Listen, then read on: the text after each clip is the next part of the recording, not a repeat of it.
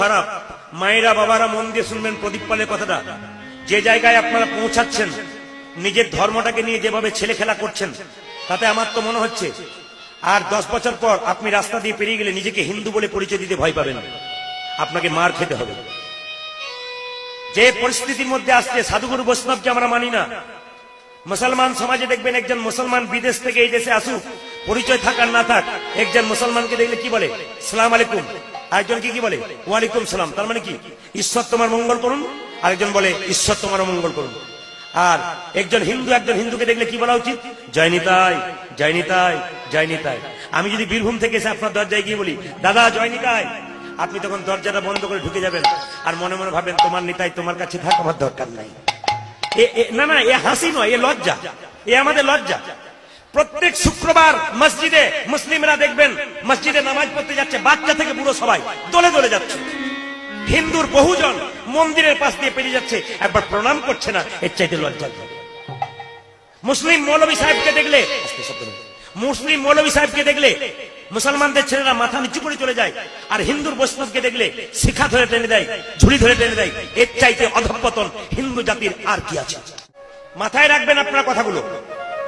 যেখানে 50টা মুসলমান বাড়ি থাকে একটা মসজিদ হয়, আর যেখানে 500 হিন্দু বাড়ি থাকে একটা মন্দির হয় না, এর চাইতে লজ্জার কি হতে পারে?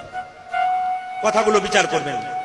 শুধু তাই নয়, লক্ষ্য করে দেখবেন আমাদের হিন্দু ছেলেরা মদ খেয়ে মদের বোতলগুলোকে মন্দিরের পেছনেই ফেলে দেয়।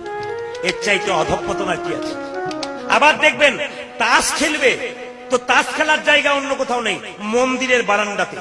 পান খেয়ে পানের পিপটা ওখানেই ফেলে দেয়। লজ্জা আমাদের। শুধু তাই নয়, আরো কথা মনে রাখুন, আমাদের হিন্দু ছেলেরা গাঁজা খায় মন্দিরে অন্ধকারে বসে বসে।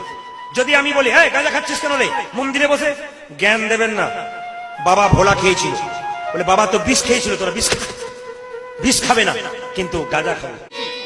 মুসলিমদের মসজিদের পাশ দিয়ে হিন্দু ছেলেরা দুর্গা বিসর্জন করতে যাচ্ছে, তো মুসলিমদের কতগুলো ছেলে আটকে বলল এইদিকে নয় ওইদিকে, এইদিকে নয় ওইদিকে যাও। হিন্দু ছেলেরা চুপ করে রইল, বলতে পারলো না কিছু। যে এইদিকে নয়, এটা মসজিদ, এখানে নোংরামি করার জায়গা নয়, ওইদিকে যাও। এইদিকে এলে পিঠের চামড়া তুলে দেবো। বিচার করুন কথাগুলো। আমি ছেলেগুলোকে জিজ্ঞাসা করলাম, মুসলিমদের ছেলে হতে পারে ভদ্র, খুব ভদ্র এবং শিক্ষিত এবং আচরণ মানে, মাথায় টুপি। জিজ্ঞাসা করলাম বাবা এই যে কথাটা বললি যে এই দিকে আসবেন না নোংরামি করতে, ওই দিকে যান, এটা মসজিদ। ওরা একটা দামি কথা বললো, যে কথাটা আমাদের মানতে হবে। ওরা বলল কাকু, বলে কি, এই যে আমাদের মসজিদ আছে না, এখানে শুধু নামাজ হয় আর ধর্মীয় কথা হয়, আর আজে বাজে গান আমাদের মসজিদের আগাগোড়া কোথাও হয় না। আর আপনাদের মন্দিরে দুর্গা পুজো হচ্ছে, শিব পুজো হচ্ছে, কালী পুজো হচ্ছে, সব জায়গায় আপনাদের ছেলেরা নোংরা নোংরা গান বাজাচ্ছে আর কোমর দুলিয়ে নাচছে। বলুন আপনারা কি ঠিক করছেন? আপনারা বলুন বিচার করে। ওইটুকুটুকু বাচ্চাগুলো আমাদের শিক্ষা দিয়ে দিল যে ঠিক করছেন, ওরা একবার দামি কথা বলেছে। আমরা যত নোংরামি করি, আবার যদি যার ছেলে দেখবেন ডিজে বাজিয়ে নেশা করে চলে যায় নাচতে নাচতে, তার বাবাকে বলা হয় এই যে আপনার ছেলেগুলো কি করছে, এই যে সারা বছর তো কাজ করছে, 4 দিন আনন্দ করবে না।